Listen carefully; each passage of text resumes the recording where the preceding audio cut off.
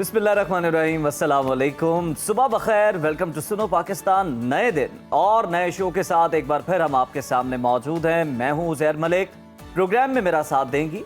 Good morning, मैं हूं Najaf राजा। उम्मीद करती हूं नाज़रीन आप ठीक ठाक होंगे। अपनी खैरियत बताते रहा करिए, सोशल मीडिया पे कमेंट करके एक नए और भरपूर दिन का आगाज कर चुके होंगे। आज जुम्मतुल मुबारक है। इस्लाम में जुम्मे को यौम ईद कहा गया है। बरकतों, रहमतों और दुआओं का दिन। ये दिन हमें ना सिर्फ नमाज जुम्मा के जरिए अल्लाह से करीब करता है, बल्कि भाईचारे, इज्तिमा और इस्लाह का मौका भी फराहम करता है। आज जहां जुमे की रूहानी फजीलत है, वहीं इस वक्त मुल्क भर में गर्मी भी अपने अरूज पर है। खास दोपहर के औकात में देखा जाए तो सूरज की तपिश बदन झुलसा देती है। अगर लाहौर की हम बात करें तो लाहौर में आज क्योंकि सूरज उस तरह से नहीं निकला, लेकिन हब्स बहुत ज्यादा महसूस की जा रही है, बहुत ज्यादा घुटन है। तो नमाज जुमा के लिए जब आप घरों से निकले तो खास तौर पर बुजुर्ग और बच्चे जो हैं उनका खास ख्याल रखें। कुछ अहम एहतियाती तदाबीर हैं जो कि हम आपके साथ गाहे बगाहे शेयर करते भी रहते हैं, उन पर भी अमल करें ताकि इबादत के साथ साथ सेहत का ख्याल भी आप रख सकें। जी हाँ, और अगर आप अपने साथ बच्चों को लेकर जा रहे हैं मस्जिद में तो उनके सर पे टोपी दीजिए या कोई गीला कपड़ा रख दीजिए ताकि डायरेक्ट एक्सपोजर ना हो सके उनका सन के साथ। पानी की बोतल हमरा जरूर रखें। हल्के और ढीले कपड़े पहने और धूप में निकलने से पहले सन ब्लॉक का इस्तेमाल करें ताकि आपकी स्किन महफूज रह सके। और धूप से बचाव की चीज़ें या कोई बंदोबस्त आप कर सकते हैं, जिस तरह बहुत सारे लोग उधर छतरी ले जाते हैं, छतरी ले जाते हैं, अम्ब्रेला ले जाते हैं ताकि डायरेक्ट सन की हीट आप पर ना पड़ सके। ये भी कर सकते हैं आप। इसके अलावा मस्जिद जाते हुए सायादार रास्ते का इंतखाब करना चाहिए। नंगे पाँव धूप में चलने से गुरेज करना चाहिए और कोशिश करें कि मस्जिद के सहन में आपको जगह मिले, और अगर धूप वाली जगह है तो वहाँ पर नमाज पढ़ने से इज्तनाब करें। इस शदीद गर्मी में नमाज जुमा की अदायगी के साथ अपनी और बच्चों की हिफाजत को हरगिज नजरअंदाज ना करें, क्योंकि ये भी इबादत का हिस्सा है। और आगे बढ़ते हुए हम बात कर लेते हैं इस वक्त जो मौजूदा सूरत हाल है, खासतौर पर मिडल ईस्ट की, ईरान और इसराइल की वॉर के हवाले से। तो ये जंग अब अपने 8वें रोज में दाखिल हो चुकी है। दोनों जानिब से हम देख रहे हैं कि हमले तेज कर दिए गए हैं, और ऐसे में ईरान ने अब तक का सबसे बड़ा और तबाहकुन हमला कर दिया है और इसराइल को हिला कर रख दिया। तेल अवीव समेत कई शहरों में हर तरफ तबाही ही तबाही के मनाजिर हैं। Stock market, intelligence war room समेत कई इमारतें मिलिया मेट हो चुकी हैं। सेहूनी मीडिया ने दावा किया है कि ईरान की जानिब से हमलों में 2000 किलोमीटर तक मार करने वाले सिजिल 2 मिसाइल इस्तेमाल किए गए हैं। बैलिस्टिक मिसाइलों और ड्रोन से भी अहदाफ को निशाना बनाया जा रहा है। हमले में मुतादिद इसराइली हलाक हो गए हैं और 200 से ज्यादा जख्मी। ईरान के तबाहकुन हमलों के बाद इसराइली वजीर दिफा ने ईरानी सुप्रीम लीडर को कत्ल करने की धमकी दे दी। इसराइल ने ईरान के स्ट्रैटेजिक अहदाफ को नए तरीके से निशाना बनाने का ऐलान कर दिया है और कहा है कि ईरान को हमले की भारी कीमत चुकाना पड़ेगी। और उधर ईरानी सुप्रीम लीडर आयतुल्ला खामनाई ने डट कर मुकाबला करने का ऐलान करते हुए कहा कि इसराइल को भरपूर जवाब देते रहेंगे। दुश्मन के साथ वही सलूक किया जाएगा जिसका वो मुस्तहिक है, और इसराइल का अमेरिका को पुकारना कमजोरी की अलामत है। रूस और चीन ने जंगबंदी के लिए अपनी मुश्तरका कोशिशें शुरू कर दी हैं और दोनों ममालिक की जानिब से कशीदगी के खात्मे के लिए बातचीत पर जोर दिया जा रहा है। ईरान और इसराइल कशीदगी रोकने के लिए सिफारती सरगर्मियों का भी आगाज हो चुका है। जर्मनी, फ्रांस, बरतानिया और यूरोपीय यूनियन के आज जिनेवा में ईरान से मुज़ाकरात होने जा रहे हैं। अक़वाम मुत्तहिदा की सलामती कौंसिल का इजलास भी मुतवक्के है और ज़राए के हवाले से ये खबरें सुनने को मिल रही हैं कि इस मौके पर ईरानी वफ़द की अमरीकी सदर से मुलाकात भी हो सकती है, जो कि मुतवक्के है, जिसके बाद अमरीका जंग में शामिल होने या ना होने का हतमी फैसला है। उधर OIC वज़राए ख़ारजा इजलास भी पीर को तुर्की में बुला लिया गया है। नायब वज़ीर आज़म इसहाक डार पाकिस्तान का मौक़िफ़ वहाँ पर पेश करेंगे।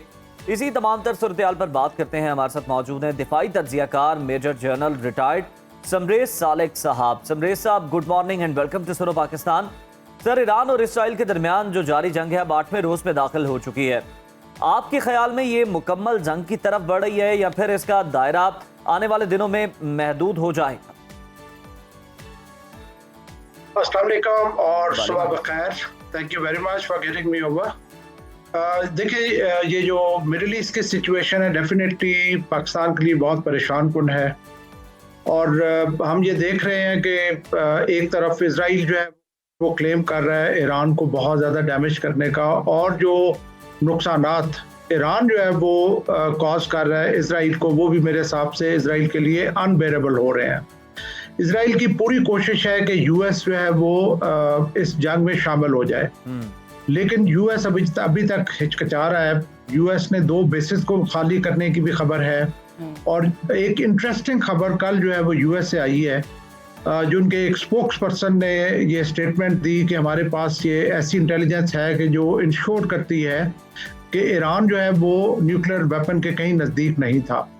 ये बिल्कुल एक नई डेवलपमेंट है। इससे पहले इस तरीके की आइसोलेटेड खबरें आती रही हैं। तुलसी गब्बर्ड ने भी ये स्टेटमेंट दी, उनके एक इंटेलिजेंस अदारे के हेड ने भी ये खबर दी, लेकिन ये कि उसमें कंट्रडिक्शंस थी। लेकिन इस दफ़ा यूएस के स्पोक्स पर्सन से ये खबर आना ये जाहिर करता है कि दूसरी तरफ भी पैनिक है, और वो ये कोशिश कर रहे हैं कि किसी तरीके से ईरान जो है वो टॉक्स की टेबल पे आ जाए, जैसे आपने जिक्र किया है कि टॉक्स होने जा रही है स्विट्जरलैंड में, और उसमें उनकी चांसेस हैं कि मुलाकात उनके सीनियर ऑफिशियल्स यूएस के उनसे भी हो।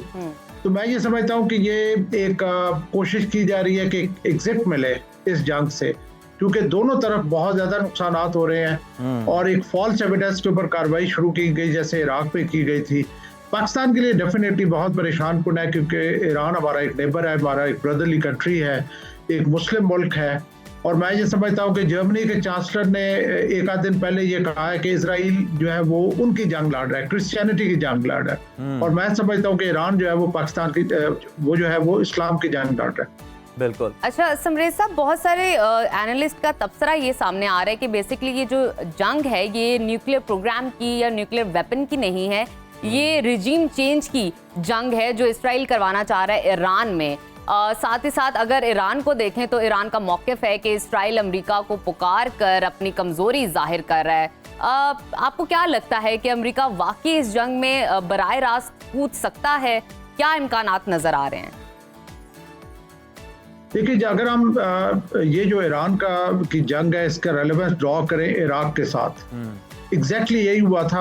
वेपन्स ऑफ मास डिस्ट्रक्शन की फॉल्स और फैब्रिकेटेड एविडेंस क्रिएट की गई, ऑब्जेक्टिव कुछ और थे, लेकिन जंग का जो वजह है या जो उसकी रीजन है, जस्टिफिकेशन है, वो किसी और चीज में तलाश की गई। इसी तरीके से जो मेन ऑब्जेक्टिव इस वक्त यूएस और इसराइल का है वो है रिजीम चेंज का, कि परमानेंटली इस इशू को सेटल किया जाए, जो कि चूंकि प्रेजेंट ईरानियन रजीम जो है that has been staring into the eyes of Israel, और इजराइल उसे देखता है कि एक बहुत बड़ी उसके लिए थ्रेट है।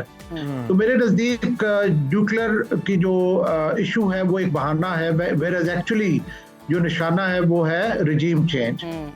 और उसमें कहाँ तक ये कामयाब होते हैं ये देखने वाली बात है, क्योंकि मैं ये समझता हूँ कि जिस तरीके से पाकिस्तान में हुआ था, जब इंडिया ने पाकिस्तान पे मार काजबाई की 1 माह पहले, तो पाकिस्तान में यूनिफिकेशन का इफेक्ट आया था, वेराज वो एक्सप्लॉइट कुछ और करना चाह रहा था इंडिया। इसी तरीके से ईरान में भी यूनिफिकेशन का इम्पैक्ट आया। तो मैं नहीं समझता कि ये इस ऑब्जेक्टिव में कामयाब होंगे। दूसरा जो आपने सवाल किया है अमेरिका का, अभी तक तो ये नजर आ रहा है कि अमेरिका नहीं चाहता कि वो डायरेक्टली इस जंग में इन्वॉल्व हो। उसने इस तरीके की स्टेटमेंट्स दी ताकि जो बैकलैश है वो उसके बेसिस पे ना आए। इराक का बेस उसने खाली किया है, कतर का बेस अमेरिका ने खाली कर दिया है, और वो कोशिश कर रहा है। 2 हफ्ते का उसने क्वेश्चन पीरियड दिया है कि 2 हफ्ते में हम टॉक्स करेंगे और हम देखेंगे कि अगर ईरानियंस जो है वो किसी एग्रीमेंट पे आ जाते हैं तो हम उन्हें इस जंग में शामिल ना होना पड़े। लेकिन दूसरी तरफ इजराइल जो कि बुरी तरीके से पिट रहा है, बुरी तरीके से मार खा रहा है, उसकी पूरी कोशिश है कि वो किसी न किसी तरीके से अमेरिका को इस जंग में शामिल करे। इसके लिए एक फियर है कि शायद एक पर्ल हार्बर हो। सेकेंड वर्ल्ड वॉर में हुआ था कि जब अमेरिका हेजिटेंट था जंग में शामिल होने के लिए, तो उस वक्त एक पर्ल हार्बर इंसिडेंट हुआ था जिसकी वजह से अमेरिका को जंग की तरफ खींचा गया था। तो इस दफा भी एक फियर है कि शायद इजराइल एक फॉल्स फ्लैग ऑपरेशन करे, एक और पर्ल हार्बर करे और अमेरिका को ड्रॉ इन करे जंग पे। तो सबरेज साहब, ये किस तरह का आप समझते हैं कि फॉल्स फ्लैग ऑपरेशन हो सकता है? क्या अमरीकी अड्डों को किसी दूसरे मुल्क के अंदर निशाना बनाया जा सकता है? किस तरह की कार्रवाई एक्सपेक्ट की जा सकती है? क्योंकि हम देख रहे हैं कि इसराइल बड़ा बेताब है कि किसी तरह जो है अमेरिका इंटरवीन करे, और ख़ास तौर पर जो ज़ेरे ज़मीन हम देखते हैं जोहरी प्लांट है ईरान का और जहाँ पर उनका असलहा मौजूद है, वहां तक निशाना बनाने की जो सलाहियत है वो सिर्फ अमेरिका के पास मौजूद है, वो तैयार है, तो उनको हासिल करने की भी इसराइल की बड़ी कोशिश। देखिए, जैसे अभी अमेरिका ने मानना शुरू कर दिया कि ईरान जो है वो was nowhere near N atomic bomb, so that means कि वो अभी जस्टिफिकेशन तलाश कर रहे हैं कि उस तरह की कार्रवाई में हमें ना जाना पड़े। जब है ही नहीं तो फिर उन्होंने, अमेरिका ने वहां पे क्यों स्ट्राइक करने हैं। लेकिन जो दूसरी साइड है जिसमें कि इजराइल की पूरी कोशिश है कि अमेरिका को जंग में खींचा जाए, वो जो है वो फॉल्स फ्लैग ऑपरेशन ये है कि किसी बेस के ऊपर कोई एक आइसोलेटेड मिसाइल जा गिरे अमेरिका के, किसी उनके एयरक्राफ्ट कैरियर के ऊपर मिसाइल गिर जाए, उनके जो हज़ारा उनके जो शिप्स हैं वो पर्शियन गल्फ, इंडियन ओशन में वो मौजूद हैं, किसी शिप के ऊपर जो है वो एयरक्राफ्ट एक मिसाइल जा गिरे और उसकी एलिगेशन लगाई जाए ईरान के ऊपर कि ईरान जो है वो रिटेलिएट कर रहा है अमेरिका के अगेंस्ट। लेकिन जो कल की जो डेवलपमेंट्स हैं उनको अगर आप देखें कि जिस तरीके से टॉक्स शुरू की जा रही हैं स्विट्जरलैंड में, जिस तरीके से अमेरिका स्टेटमेंट दे रहा है कि हमारी इंटेलिजेंस बताती है कि Iran was nowhere near nuclear bomb, तो वो सारी चीजें इस तरफ इंडिकेट कर रही हैं कि अमेरिका नहीं चाहता और ना ही ईरान के पास भी जस्टिफिकेशन रहती है कि वो अमेरिकन टारगेट्स के ऊपर स्ट्राइक करे जी, बिकॉज टॉक्स हो रही हैं, बिकॉज अमेरिका एक्सेप्ट कर रहा है कि न्यूक्लियर वेपन्स के नजदीक नहीं था ईरान, तो कोई ईरान के पास भी जस्टिफिकेशन नहीं बनती।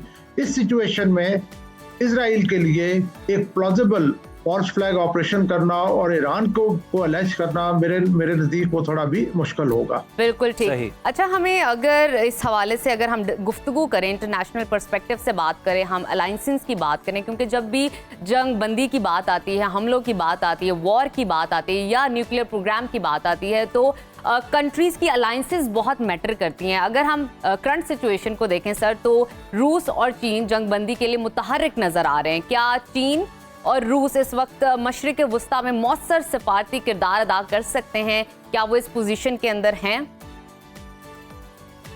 देखिए, हमें ये समझना होगा कि ये जो कुछ हो रहा है ईरान में, ये आइसोलेटेड इंसिडेंट नहीं है। अच्छा। और ये रीजन जो खिता है जो कि मिडिल ईस्ट है, इसके कॉन्सिक्वेंसेस, इसकी इम्प्लीकेशंस इससे कहीं ज़्यादा होंगी। हमें पता है कि चाइना एक उभरती हुई ताकत है और वो अमेरिका को चैलेंज कर रही है ग्लोबल हेजेमनी में। तो ये जो ईरान, पाकिस्तान, अफगानिस्तान, ये चाइना के लिए बहुत क्रिटिकल है जी। जो चाइना की फ्यूचर एम्बिशंस हैं उनमें ये कंट्रीज जो है ना वो लिंक्ड हैं। और अगर ईरान में यूएस और इजराइल रजीम चेंज करने में कामयाब हो जाते हैं, लाइक वहाँ पे प्रो इजराइल रजीम आ जाती है जिसका हम सुन रहे हैं रजा शाह पहलवी के बेटे का, तो उस सूरत में आप ये इमेजिन करें कि जो चाइनीज एम्बिशन है वो कितना बुरे तरीके से हर्ट होंगी इस रीजन में। अभी पर्टिकुलरली अगर मैं सीपैक की बात करूं तो गवादर जो है वो बिल्कुल ईरान के साथ पड़ा हुआ है। तो उस सूरत में हमें देखना होगा कि सीपैक की क्या सिचुएशन होगी, गवादर की क्या सिचुएशन होगी। इन चीजों को देखते हुए मैं ये समझता हूं कि ईरान का एक पार्टनरशिप एग्रीमेंट है रशिया और चाइना दोनों के साथ जी।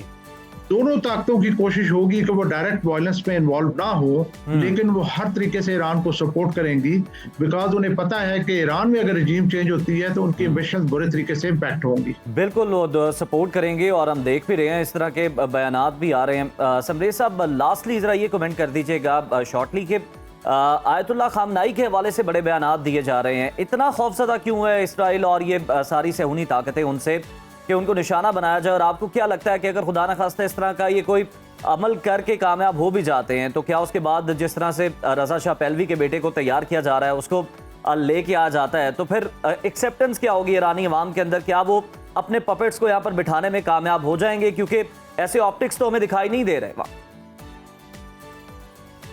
देखिए, मैं ये समझता हूँ कि जाहिर है जो इस तरह के कंट्री में सबसे पहले कोशिश की जाती है कि लीडरशिप को एलिमिनेट किया जाए, बिकॉज वहाँ पे leadership form the centre of gravity.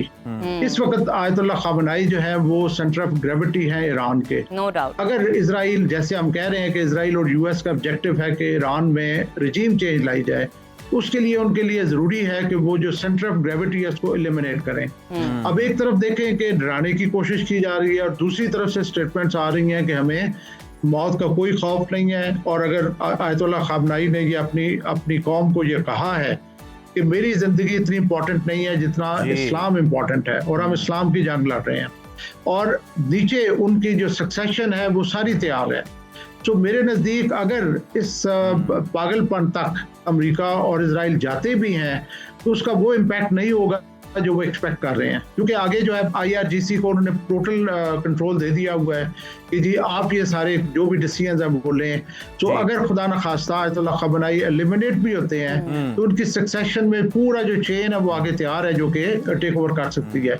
और मैं नहीं समझता कि जो ईरानी पॉपुलेशन है जी, बारिंग फ्यू जो कि हर कंट्री में मौजूद होते हैं, कि वहां पे कोई इतना बड़ा अपहीवल आएगा, बल्कि मैं समझता हूँ कि सॉलिडिफिकेशन और रिजॉल्व आएगा।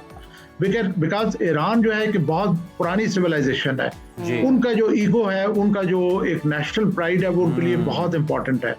सो उम्मीद करते हैं कि इस तरह बिल्कुल बड़ी रेजिलिएंट नेशन है, और हमने देखा भी है कि किस तरह उनका जो अज़्म है बड़ा बुलंद है, कितने उनके हौसले बुलंद हैं, और किस तरह से वो अपनी आर्मी को भी सपोर्ट कर रहे हैं और इसराइल के खिलाफ डटकर खड़े हैं। बहुत शुक्रिया जनरल रिटायर्ड समरेश सालिक साहब हमारे साथ मौजूद थे, इन तमाम तर मामला अपना तज्जिया दे रहे थे। और दूसरी जानिब अब हम देख रहे हैं कि टॉक्स भी चल रही हैं और दूसरी तरफ से बयानात आने का सिलसिला भी जारी है और एक दूसरे को धमकाया भी जा रहा है। लेकिन अब देखना ये है कि ये जो टॉक्स होती हैं ये क्या रंग लाती हैं, क्या ये फौरी तौर पर जंग बंदी करवा सकती हैं, या फिर ये महदूद पैमाने पर जो हमले जारी हैं ईरान और इसराइल के एक दूसरे पर, ये यूं ही जारी रहे। और इसके साथ लेते हैं एक छोटी सी ब्रेक। आपने कहीं नहीं जाना, देखते रहिए सुनो पाकिस्तान।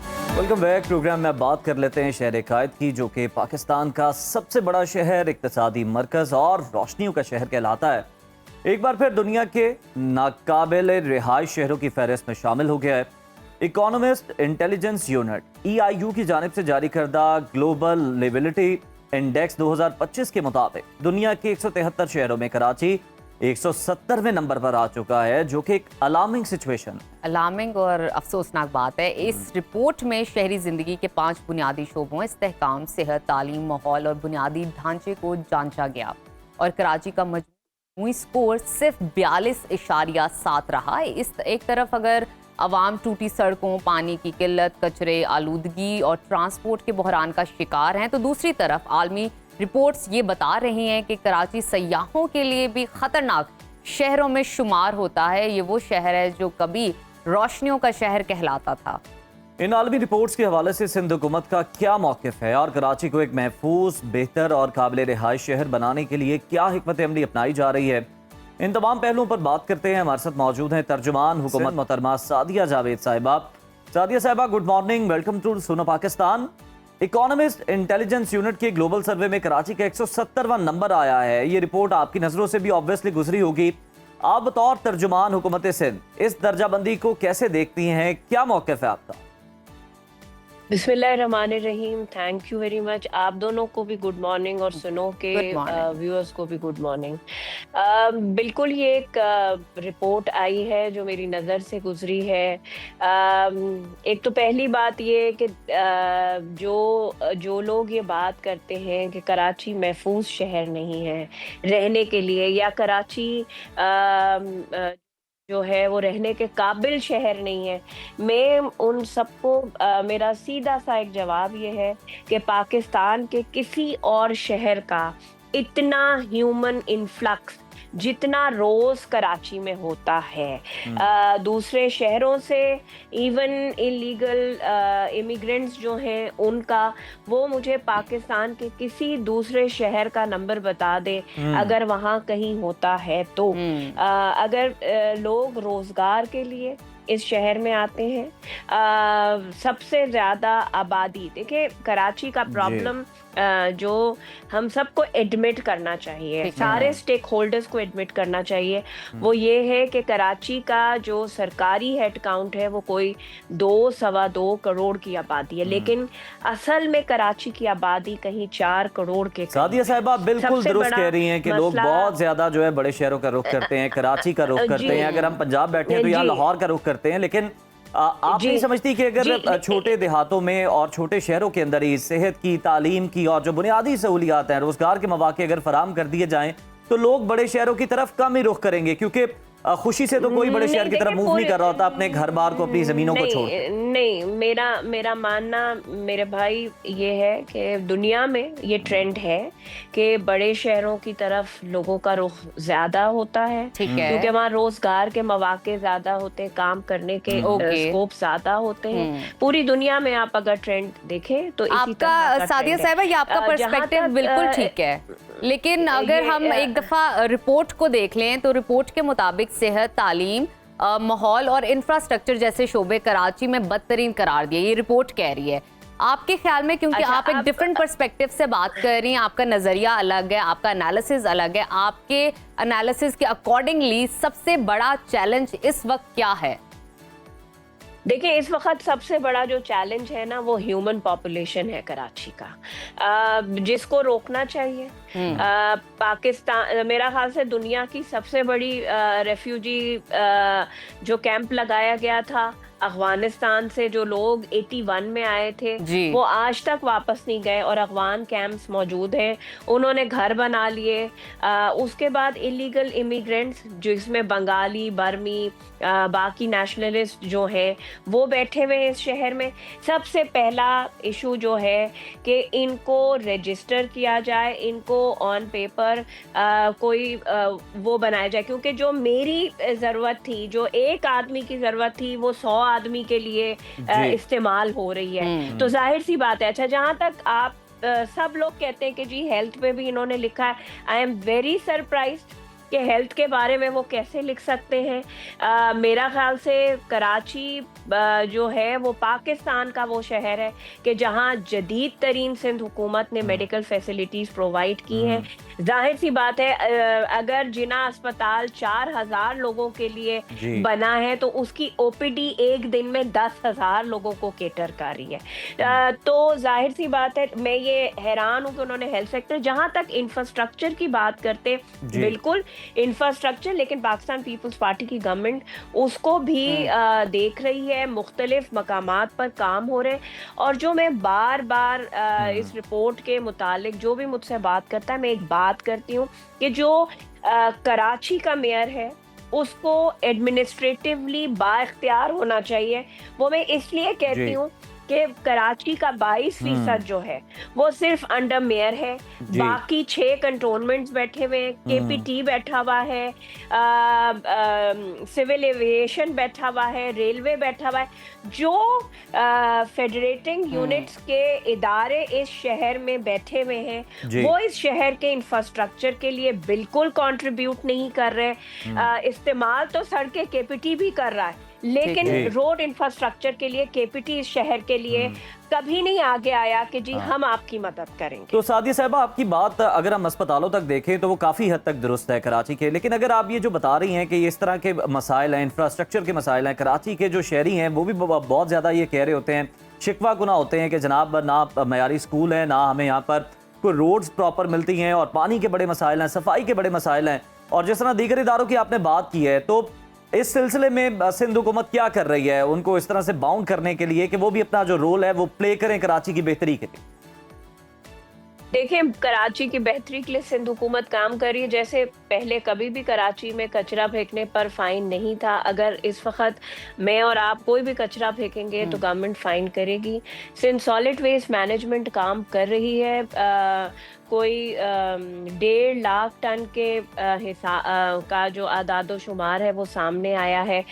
जो ईद पर आइलाइशें उठाने का सिंध सॉलिड वेस्ट मैनेजमेंट ने काम किया है। तो इदारे काम कर रहे हैं, लेकिन जो मैं आपसे बात कर रही हूँ कि ह्यूमन इन्फ्लक्स इस शहर का रोकना होगा। अगर वो नहीं रोका जाएगा तो जाहिर सी बात है जो फेडरल गवर्नमेंट के या सिंध गवर्नमेंट के वसाइल हैं वो पूरे हो ही नहीं सकते। और शहर लिवेबल, जहाँ तक लोग कहते हैं जी तरक्याती काम, तो बिल्कुल तरक्याती काम होते हैं, वक्त लगता है। ट्रांसपोर्ट सिस्टम पे जो है वो BRTs पे काम हो रहा है शहर में, बिल्कुल थोड़ा डिले है, लेकिन वो मुकम्मल हो जाएगा। इस शहर के लोगों के लिए बहुत बेहतरी आएगी उससे। बिल्कुल ठीक है सादिया साहिबा, बहुत शुक्रिया आपकी मौजूदगी का। सादिया साहिबा इस वक्त हमारे साथ थी, जो कि तर्जुमान सिंध थी, और कराची के हवाले से हम बात कर रहे थे। और रिपोर्ट को डिस्कस कर रहे थे और आपने सुना उनका तजिया। नाजरीन अभी लेते हैं एक छोटी सी ब्रेक, आपने कहीं नहीं जाना, देखते रहिए सुनो पाकिस्तान। ब्रेक के बाद नाजरीन तस्करा करेंगे मुश्ताक अहमद यूसुफी साहब का, जिनका शुमार उर्दू के चंद ऐसे नसर निगारों में होता है जिन्होंने मिजाक को महज हंसी तक ही महदूद नहीं रखा, बल्कि इसे दानिश, मुशाहिदा, तजर्बा और तहजीबी शऊर से भरपूर एक अदबी सन्फ बना दिया। वो मिजाक को तंज की तलखी से पाक, जहानत की चाशनी से लबरेज और अदब की चादर में लपेट कर पेश करते थे। यूसुफी का उसलूब ऐसा था जैसे अल्फाज किसी कीमती हीरे की तराश खराश के बाद चमकने लगे। यूसुफी साहब बैक वक्त बैंकर, फलसफी, तंज निगार, मौरख तहजीब और मिजान निगार थे। उनकी शख्सियत में शराफत, वकार और गहराई थी जो उनकी तहरीरों में भी नुमाया तौर पर झलकती थी। वो ना सिर्फ उर्दू के मजाक को बुलंद मुकाम तक ले जाते थे बल्कि उसे पढ़ने और समझने वाले कारी के जहन और सोच को भी बुलंद कर देते थे। मुश्ताक यूसुफी की किताबें चराग तले, खाकम बदहन, जर गुज़श्त, आबे गुम और शाम शेर यारा उर्दू अदब की अनमोल मिरास है। हर किताब अपनी जगह एक अलग दुनिया है। किरदार निगारी, वाक़या निगारी, मंजर कशी, जुमलाबाजी और अदबी लताफत का एक ऐसा इम्तिजाज जिसे पढ़ते वक्त कारी ना सिर्फ हंसता है बल्कि सोचने पर भी मजबूर होता है। उनकी तहरीरें हमें बताती हैं कि मिजाज संजीदा तरीन इजहार का भी जरिया हो सकता है। उर्दू के मारूफ शायर ज़हीर फतापुरी ने यूसुफी साहब को खराज तहसीन पेश करते हुए कहा कि हम मजाक के अहद यूसुफी में जी रहे हैं। यूसुफी साहब 20 जून 2018 को कराची में इंतकाल करके, जो किसी ने कहा कि अब हम अहद यूसुफी में नहीं रहे, तो नामवर अदीब और कॉलम निगार अताउल्ला हक कासमी ने कहा कि यूसुफी साहब का दौर इनकी ज़िंदगी के साथ ख़त्म नहीं हुआ बल्कि हम आज भी मजाक के अहद यूसुफी में जी रहे हैं और जब तक उर्दू पढ़ने और जानने वाले मौजूद हैं यूसुफी साहब जिंदा रहेंगे। यूसुफी साहब की 7वीं बरसी के मौका पर सुनो पाकिस्तान की पूरी टीम की जानिब से उर्दू के उस अजीम मज़ान निगार को हमारा सलाम। अब कुछ बात कर लेते हैं शमसी तवानाई के हवाले से। तो जनाब आपको बताएं, इस हवाले से पाकिस्तान में गैर मामूली पेशरफ्त सामने आ रही है। पाकिस्तान ने काबिल तजदीद तवानाई के मैदान में एक ऐसा तारीखी संग मील अबूर किया है जिस पर पूरी दुनिया हैरान है। पाकिस्तान ने 10,000 मेगावाट के सोलर पैनल्स दरामद किए और बिजली की औसत 25.3% पैदावार शमसी ज़राए से हासिल करना शुरू कर दी। ये शरह आलमी औसत से 3 गुना ज्यादा है। इस कारनामे ने पाकिस्तान को उन चंद ममालिक की फहरिस्त में ला खड़ा किया है जो अपनी 1/4 से जायद बिजली सूरज की रोशनी से पैदा करते हैं। यानी पाकिस्तान ऑस्ट्रेलिया, चिली और यूरोप के तरक्की याफ्ता ममालिक के हम पल्ला हो गया है। पाकिस्तान ना सिर्फ तरक्की पजीर मुल्क होते हुए ये हदफ हासिल कर चुका है बल्कि अब ये तवानाई की आलमी दौड़ में भी एक मजबूत, संजीदा और बासर खिलाड़ी की हैसियत से तस्लीम किया जा रहा है। इस पेशरफ्त को मजीद मुस्तहकम बनाने के लिए हुकूमत ने एक और बड़ा इकदाम उठाया है। नायब वजीर आज़म और वजीर खारजा सेनेटर इसहाक डार ने ऐलान कर दिया है कि सोलर सिस्टम की तैयारी में इस्तेमाल होने वाला 46% माल बैरून मुल्क से आता है, इसलिए सोलर पैनल्स पर आयद 18% टैक्स को कम करके 10% कर दिया गया है। इसी तमाम सूरत पर बात हमारे साथ मौजूद हैं solar expert professor doctor Zaheer Javed साहब। ज़हीर साहब, welcome to Suno Pakistan. Sir, हुकूमत ने सोलर पैनल्स की दरामद पर 18% टैक्स को कम करके 10% करने का फैसला किया है। कितना बेहतरीन, खुशाइन, काबिल तहसीन फैसला है। आम सारिफ को कितना फ़ायदा पहुँचेगा इसका? जी, excellent initiative. First of all तो I like to congratulate the government for taking this initiative. लेकिन पहले जो आपने बात की है वो जो Pakistan as a developing country उस फहरिस्त में खड़ा हो गया है डेवलप्ड नेशंस के साथ, जैसे कि जो कंट्रीब्यूशन आप बता रहे हैं कि अमेजिंग परफॉर्मेंस बाय पाकिस्तान। और जो है इसमें कुछ डाटा जो है लंगड़ियाल साहब ने शेयर किया था अभी अपनी स्पीच में कि लास्ट 5 years में तकरीबन 32,000 मेगावाट इंपोर्ट हुआ है सोलर पैनल्स। तो अमेजिंग परफॉर्मेंस। उसमें से कुछ अनआइडेंटिफाइड है, लेकिन अगर हम उसका 50% भी ले लें कि लेट्स से कि इस वक्त पाकिस्तान में 15,000 या 16,000 मेगावाट इंस्टॉल्ड हो गया है, तो that's a great contribution towards the installed capacity जो कि बाकी। क्या समझते हैं, ये कंट्रीब्यूशन पायदार है या वक्ती है और इसके साथ साथ इसको सस्टेनेबिलिटी के लिए, इसको सस्टेन करने के लिए हुकूमत को मज़ीद किन इक़दामात करने की ज़रूरत है? देखें, ये तो अमेजिंग है। जो एनर्जी मिक्स है उसमें अगर देखें टोटल हमारी इंस्टॉल्ड कैपेसिटी तकरीबन 46,000 है। अगर उसमें डॉक्यूमेंटेड तो अभी नेपरा ने नहीं किया, कम है, लेकिन अगर लेट्स से 15,000 भी इंस्टॉल्ड हैं पाकिस्तान में तो इट्स अमेजिंग, और ये सस्टेनेबल है और ये बढ़ेगा और ये बढ़ेगा। तो ठीक है, इंशाल्लाह ताला ये जो सिस्टम होते हैं सोलर सिस्टम, इनकी लाइफ होती है 25 to 30 ईयर्स। 25 to 30 ईयर्स तो सस्टेनेबल है ये निज़ाम, और इंशाल्लाह ताला वी आर डूइंग ग्रेट।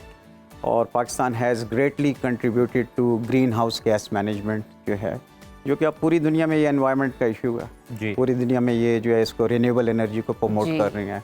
तो Pakistan as one of the developing country has done beyond its doctor साहब, अगर हम देखें तो हमारी जो हम देखते हैं जो हमारी खपत है बिजली की, वो तकरीबन जो ज़रूरत है पाकिस्तान की, वो आप समझ लें कि 40 से 46 हज़ार मेगावाट तक जिस तरह से हम बात कर रहे हैं, और 25% तो जो है वो रिप्लेस कर चुकी है हमारा ये सोलर पैनल, शमसी तवानाई पे हम जा चुके हैं।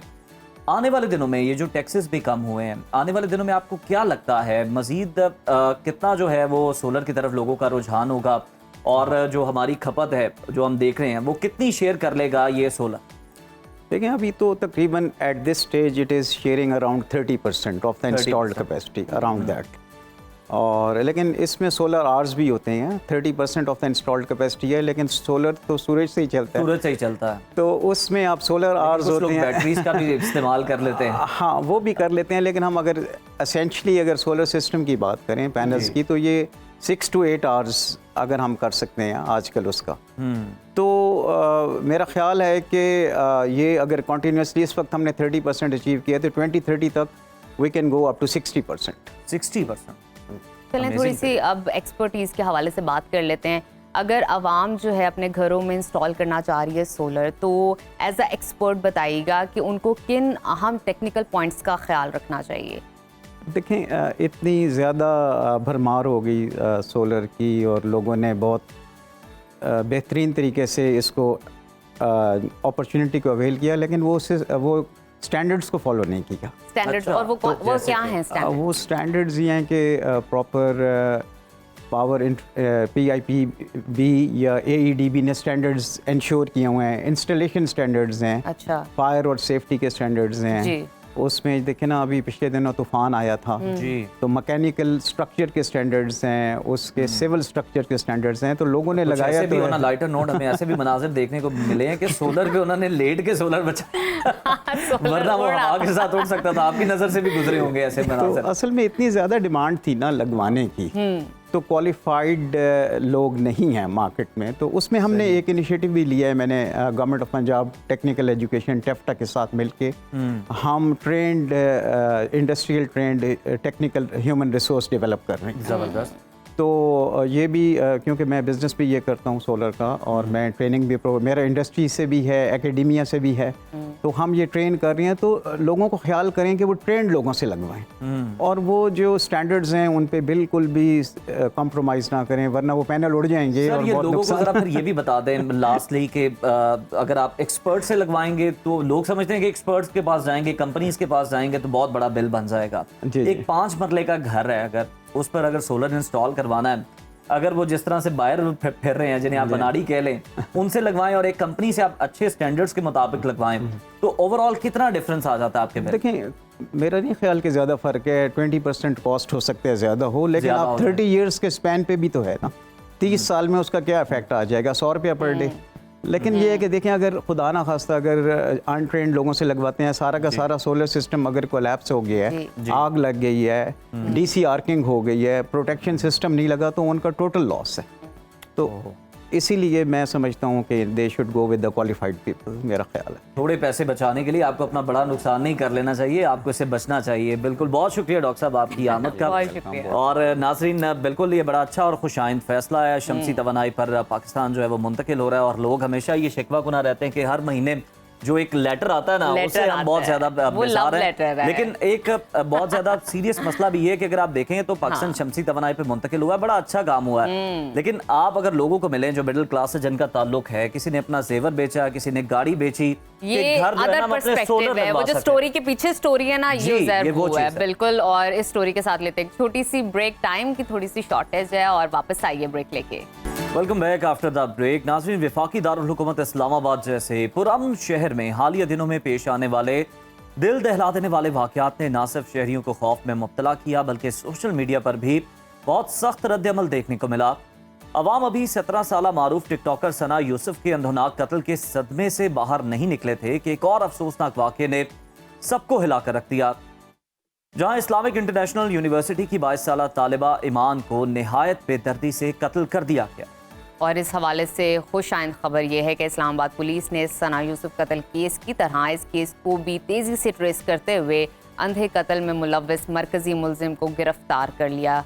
पुलिस का कहना है कि मुलजिम इससे पहले भी रेप और मोटरसाइकिल चोरी के केसेस में चालान याफ्ता है। इन अहम केसेस की तफसीलात के साथ साथ इस्लामाबाद में ख़वातीन के तहफ़्फ़ुज़ और तफ्तीश का निज़ाम और पुलिस की हिकमत अमली के बारे में आज हम तफसीलन बात करेंगे। हमारे साथ मौजूद हैं DIG इस्लामाबाद मोहम्मद जवाद तारिक साहब। Sir, welcome to Suno Pakistan. Jawad साहब, सबसे पहले आपसे जानना चाहेंगे कि एक तो हमें ईमान कत्ल केस की अब तक की इन्वेस्टिगेशन में जो भी हम देख रहे हैं कि जो भी पेशरफ्त हुई है उसके मुतालिक भी हमें बताइएगा, और ये भी बता दीजिए कि पुलिस आखिर मुलजिम तक पहुंची किस तरह से, किस तरह इतनी तेजी से आपने इसको ट्रेस किया? थैंक यू वेरी मच जी। बिस्मिल्लाहिर्रहमानिर्रहीम। ये बेसिकली वाक़या तो अप्रैल का है जी। 19 अप्रैल को ये वाक़या पेश आया था, जिसमें रात 1:30 बजे ये प्राइवेट हॉस्टल था जहाँ ये स्टूडेंट्स रहती थी, तो वहाँ पे ये मर्डर हुआ था। उसके बाद इसको ट्रेस करने में थोड़ा सा टाइम लगा, क्योंकि ये रात का वाक़या था और उस रात बारिश भी थी। तो CCTV कैमरास के ऊपर हमने अपनी एक मल्टीपल टीम्स लगा दी थी, जो सेफ सिटी और जितने प्राइवेट कैमरास होते हैं उसको फॉलो करना शुरू किया। मगर उन कैमरास से जो है रात की वजह से जो है हमें इतनी प्रॉपर लीड नहीं मिल सकी, बंदे को आइडेंटिफाई ना कर सके हम। उसके अलावा मुख्तलिफ एस्पेक्ट्स के ऊपर भी देखते रहे कि कहीं कोई पर्सनल एनिमिटी ना हो इनकी, या इस तरह से कोई और मसला ना हो, बट उस तरह की भी कोई बात नहीं थी। तो उसके बाद फिर चूँकि इस केस में मज़ीद विटनेसेस भी थी, ईमान के साथ उसकी कुछ कोलीग्स जो क्लास फेलोज़ थी वहाँ पे हॉस्टल में, तो उन बच्चियों ने भी उस मुलजिम को देखा था। तो फिर उनके थ्रू हमने उनसे आइडेंटिफिकेशन चीज़ें पूछ के, उसके फ़ीचर्स पूछ के, फिर स्केच वगैरह भी बनवाए, और फिर मुख्तलिफ इन्फॉर्मर्स को और ह्यूमन इंटेलिजेंस की बेस पे फिर जाके हमने इवेंचुअली इस मुलजिम को जो मुख्तलिफ सस्पेक्ट्स हमने अच्छा, जिस मुलजिम को शॉर्टलिस्ट गिरफ्तार किए। किया गया है, इसके बारे में बताया जा रहा है कि इसके खिलाफ पहले भी रेप के मुकदमात तारीख में मौजूद हैं। ये बताइएगा, ऐसे आदि मुजरिमों की सरगर्मियों पर नज़र रखने के लिए स्पेशली इस्लामाबाद पुलिस के पास क्या इंतजामात है, क्या निज़ाम मौजूद है? जी बिल्कुल, ये पहले एक दफ़ा रेप केस में चालान हुआ है, उसके अलावा चोरी के मुकदमात में हो चुका है पंजाब में। इसके ऊपर जितनी FIRs थी पहले की वो पंजाब में थी। तो पंजाब के साथ हमारा पंजाब पुलिस के साथ जो है वो एक सिस्टम इंटीग्रेट तो हो चुका है, जो जिसमें क्रिमिनल्स का रिकॉर्ड शेयर्ड है हमारा उनके साथ और पंजाब पुलिस का हमारे साथ जी। तो उसके अंदर लोगों की मॉनिटरिंग करते भी हम रहते हैं। मुख्तलिफ लोगों के बारे में पता चले कि जी इस एरिया में कहीं कोई रिकॉर्डेड क्रिमिनल है, तो उनको हम चेक ज़रूर करते रहते हैं रूटीन में। बट स्टिल ये उसमें कहीं से ओवरलुक हो जाते हैं बाज़ टाइम, जो दूसरे किसी शहर से आए हुए मुलजमान होते हैं इस तरह के रिकॉर्डेड क्रिमिनल्स। तो ये रह चूँकि इस्लामाबाद में ही रहा था, बट बिलोंग ये झंग से करता था और सारा इसका प्रीवियस रिकॉर्ड भी वहीं पंजाब का ही था। तो इस तरह से ये बिल्कुल। जवाद साहब, अगर हम देखें तो सना यूसुफ के कत्ल के बाद अवाम बहुत ज़्यादा सिक्योरिटी को लेके कंसर्न थे। सोशल मीडिया पर भी आपने देखा किस तरह अवाम हम गुस्से का भी इजहार कर रहे थे। इस तरह का एक और वाक़या होना, बहुत से सिक्योरिटी पर सवालात उठ रहे हैं। पुलिस ने दोनों मुलजिमान को गिरफ्तार तो कर लिया, जो कि बड़ा खुशाइंद है और अप्रिशिएटेबल है, मगर मुस्तकबिल में ऐसे वाक़यात से बचने के लिए इस्लामाबाद पुलिस इन दो केसेस को मद्देनजर रखते हुए क्या इनिशिएटिव ले रही है? इसमें जी चूँकि ये दोनों केसेस में मोटिव बिल्कुल डिफरेंट था एक दूसरे से, ये केसेस बिल्कुल मुख्तलिफ हैं। जो सना यूसुफ का केस था वो आपको याद होगा कि उसमें बेसिकली वो उसके साथ दोस्ती करना चाहता था, सोशल मीडिया प्लेटफॉर्म के थ्रू उसको अप्रोच करता था और वो एक रिजेक्शन की बेस पे उसका एक ईगो इशू बन गया जिसको उसने इवेंचुअली वहाँ तक ले गया। तो उसमें भी हम पहले भी हम यही रिकमेंड करते रहे हैं बच्चों के लिए जो ऑनलाइन जाते हैं, सोशल मीडिया के प्लेटफॉर्म्स को यूज़ करते हैं डिजिटल क्रिएशन के लिए या अपनी मुख्तलिफ एक्टिविटीज़ के लिए, तो उनके लिए तो यही रिकमेंड करते हैं कि जी कभी भी कहीं कोई आपको ऑनलाइन कोई इंटिमिडेट करे, कोई हरास करे, तो फौरी तौर पे सबसे पहले अपनी फैमिली को ज़रूर रिपोर्ट करें, उनसे शेयर करें और उसके बाद पुलिस के साथ, लॉ इन्फोर्समेंट एजेंसीज के साथ शेयर किया जाए ताकि टाइमली उसमें कोई एक्शन लिया जा सके, प्रिवेंट किया जा सके। ये वाला जो केस है ईमान अफरोज़ वाला, इट वाज टोटली डिफरेंट, क्योंकि ये बंदा वहाँ पे वारदात की नीयत से बेसिकली उस घर के अंदर एंटर हुआ और जब उन बच्चियों के साथ उसका आमना सामना हो गया तो वो जाहिर सी बात है रात के 1:30 बजे आपने किसी अजनबी को अपने घर में देखे तो आप पैनिक कर जाते हैं। तो वो बच्चियाँ पैनिक कर गई, उन्होंने शोर मचा दिया। इसको डर पड़ गया कि जी मैं पकड़ा जाऊँगा, इन्होंने शोर मचा दिया, अंदर से कोई मेल आ जाए या कोई गार्ड्स आ जाएँ या पुलिस को बुला लें, तो इसने उस वजह से बेसिकली वहाँ पे फायर कर दिया। तो ये चूँकि एक वारदात की नीयत से घुसा था तो उसमें भी प्रिवेंटिव एक्शन यही होता है, ऑल्दो इनके घर में कैमरास भी थे इस हॉस्टल के अंदर, बट स्टिल इस तरह की सिचुएशन में पैनिक नहीं करना चाहिए। बट जवाद साहब यकीनन आप बड़ी अच्छी तजावीज़ दे रहे हैं कि पैनिक नहीं करना चाहिए इस तरह की सिचुएशन के अंदर। सर आपने बिल्कुल अपने हिस्से का काम भी किया, लेकिन सवाल ये भी पैदा होता है कि हॉस्टल के सिक्योरिटी के गार्ड कहाँ पर थे और वो जहाँ पर तैनात थे, इस हवाले से भी चेक किया गया, क्या उनसे भी इस बारे में बात की गई? जी हॉस्टल इंतज़ामिया से ये सारा पूछा गया, उनके उस वक्त गार्ड वहाँ पे था कोई नहीं उनके पास, और ऑब्वियसली फिर यही रिकमेंड करते हैं हम सबको कि जी अपने इस तरह से कहीं कोई हॉस्टल हो या कहीं इस तरह की कोई डिफरेंट किस्म की इस्टेब्लिशमेंट हो तो अपनी सिक्योरिटी मेजर्स जो हैं वो थोड़े से इन्हांस कर लेने चाहिए। बिल्कुल ठीक है, और हमें आखिर में ज़रा राय दीजिएगा, रेकमेंड कीजिएगा, आप आवाम को और वालिदैन को क्या हिदायत देंगे ताकि वो अपने नौजवानों की सोशल मीडिया और फिज़िकल सेफ्टी को यकीनी बना सकें?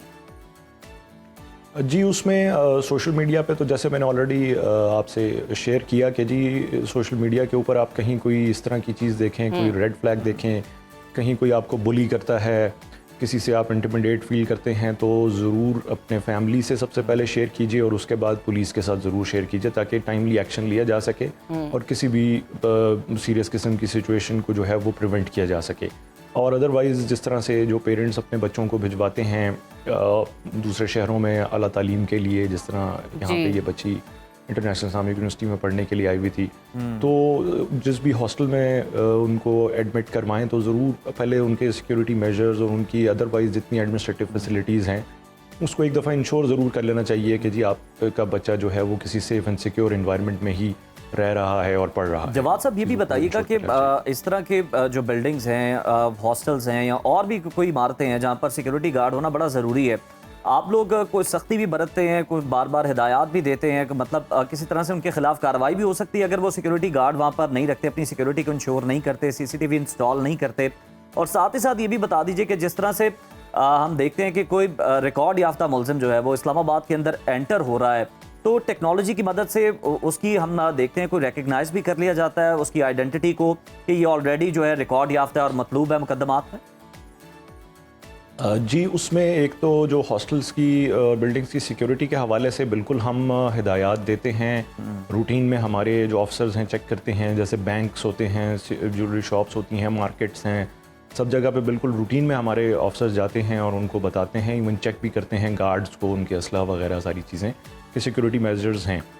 और दूसरा जो आपने बताया कि जी क्रिमिनल रिकॉर्डेड क्रिमिनल जो हैं वो चेक किस तरह से होते हैं, तो उसमें बिल्कुल जो हमारी चेक पोस्ट हैं उसके ऊपर हमारी एक गैजेट्स मौजूद होती हैं जिस पे किसी का भी आईडी कार्ड हम रन करके चेक कर सकते हैं कि ये प्रीवियसली रिकॉर्डेड क्रिमिनल है या ये किसी पुलिस को, पंजाब पुलिस को या इस्लामाबाद पुलिस को वांटेड है, तो किसी का इश्तिहारी हो सकता है, तो वो रिकॉर्ड बिल्कुल मौजूद होता है। लेकिन ऑब्वियसली वो रैंडम चेक में आता है, इस तरह से हर बंदा तो ऑब्वियसली किसी चेक पोस्ट पे चेक नहीं किया जा सकता, हज़ारों गाड़ियाँ हज़ारों लोग गुजरते हैं जी, तो इस तरह से है। बिल्कुल ठीक है, बहुत शुक्रिया मोहम्मद जवाद तारिक साहब हमारे साथ मौजूद थे। इस्लामाबाद पुलिस कामयाबी के साथ इन मुल्ज़िमान को बहुत कम वक्त के अंदर ट्रेस किया, जो कि बड़ा खुशाइंद है और अवाम जो है इसकी तारीफ भी कर रहे हैं और उम्मीद करते हैं कि मुस्तकबिल में इस तरह के वाक़यात जो हैं वो पेश ही ना आए, बिल्कुल छोटी छोटी जानों का ज़िया ही ना हो। जाने चली गई हैं, 2 मुल्ज़िम पकड़ा गए, लेकिन फिर भी उसके बावजूद जिनका दुख है, जिन पेरेंट्स को, रिश्तेदारों को दुख है, उनका तो एक अलग दुख है और उनके दुख को शेयर नहीं कर सकते। इसकी तलाफी हो ही नहीं सकती। एग्जैक्टली। और अब जरा माहौल को लाइटर करते हैं, अब आपको मौसम की सूरत हाल से आगाह करते हैं ताकि आप अपने दिन का प्लान कर सकें कि अगर आपको शॉपिंग पे जाना है, ट्रैवल करना है, कहीं और किसी की तरफ जाना है तो आप जा सकें। तो आइए पाकिस्तान के मुख्तलिफ इलाकों में फ़िलहाल क्या दर्जा हरारत चल रहा है आपको बताते हैं। कम